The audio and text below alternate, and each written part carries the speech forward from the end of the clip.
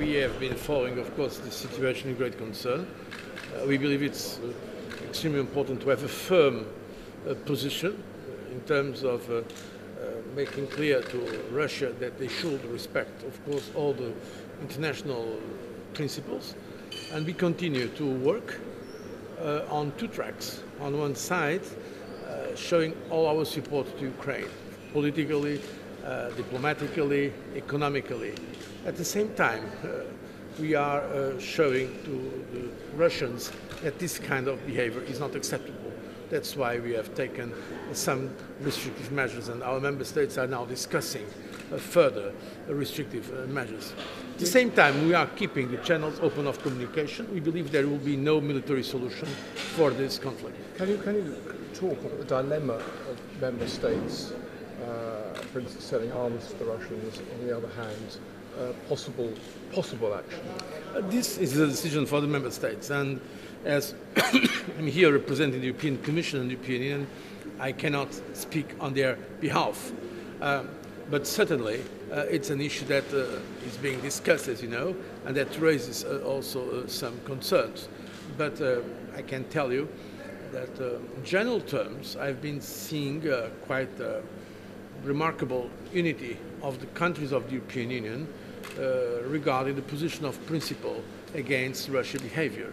And so it was possible until now, and that's certainly good news, to see a convergence among all the 28 countries regarding the support to Ukraine and, of course, the condemnation and of all violations of the international law. Do you expect stronger action to be taken following this NATO summit against Russia?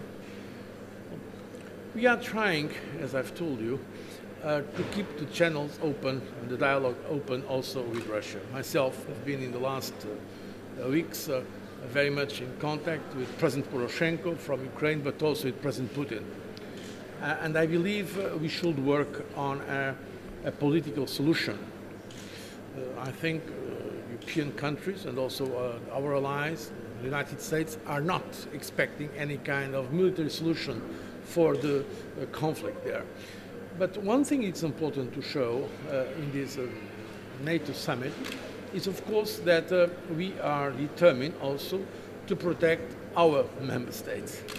As you know, the European Union is a strategic partner of NATO since the NATO summit in Lisbon some years ago. And I'm coming here representing the European Union and the European Commission, so I cannot speak on behalf now of NATO, of course, or the member states, even if my country is a founding member of NATO, so I cannot speak on behalf of NATO.